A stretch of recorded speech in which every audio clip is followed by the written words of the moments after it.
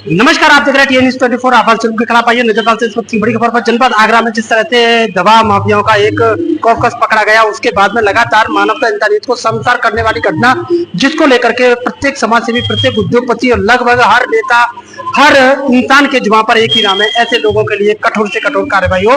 उसी के तहत आज हमारे साथ है माताजी ग्रुप के चेयरमैन आदरणीय सुनील शर्मा जी। सुनील शर्मा जी, स्वागत है आपका टीएन न्यूज़ पर। क्या कुछ कहना चाहेंगे जिस तरह से दवा व्यवसायियों के पास छापा पड़ा है, उसे लेकर के क्या कुछ कार्रवाई होनी चाहिए ऐसे लोगों के खिलाफ, और क्या कुछ कहना चाहेंगे, क्या इंसानियत मानवता यहाँ पर जीवित है?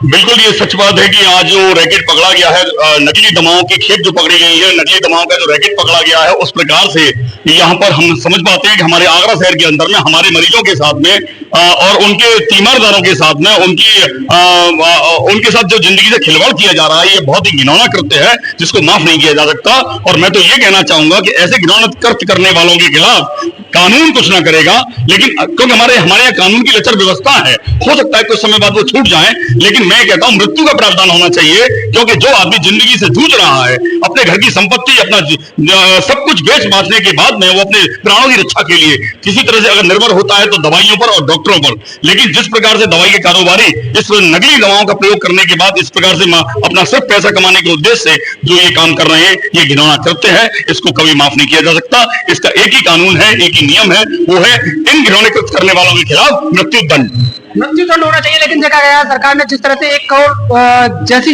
रिश्वत दी गई, लेकिन उसके अधिकारियों ने उसे नकार दिया। नकारने के बाद में उस टीम के जो सदस्य थे, उन्हें सरकार द्वारा विलुप्त कर दिया गया, उन्हें स्थानांतरित कर दिया गया इस टीम से। क्या कहना चाहेंगे, कहीं ना कहीं इस कॉकस का सत्ताधारी संरक्षण प्राप्त है क्या? बिल्कुल हो सकता है कि अगर ऐसे नेक काम करने वाले जिसको 1 करोड़ रुपए का रिश्वत दिया गया, 1 करोड़ रुपए रिश्वत को भी ठुकराने के बाद वो व्यक्ति अपने नियम पर, अपने कानून पर अड़ग रहा और उसने वो काम किया जो एक काबिल तारीफ है। हमारे बहुत सारे युवाओं के लिए, एक नौजवानों के लिए एक सीख साबित हो सकती है कि ईमानदारी को उन्होंने प्रायोरिटी दी। तो ऐसे व्यक्ति को अगर उन्होंने स्थानांतरित किया है गवर्नमेंट की किसी लॉबी ने, तो मैं समझता हूं कि वो उनके साथ में एक गलत काम किया है, उनके साथ में जो न्याय नहीं किया है। और ये इस प्रकार से सीख हमारे जो नई आने वाली युवा पीढ़ी है उसको भी कोई सीख नहीं मिल पाएगी। क्योंकि अगर उन्होंने रिश्वत ले ली होती तो ये मामला वहीं तो शांत हो जाता। 1 करोड़ तो उनका जस्ट एक टोकन अमाउंट था, वो और भी करोड़ों रुपए उनके पास आ सकते थे, लेकिन ये उन्होंने स्वीकार नहीं किया। और स्वीकार नहीं किया तो एक मिसाल पेश की पूरे शहर के लिए, पूरे उत्तर प्रदेश के लिए,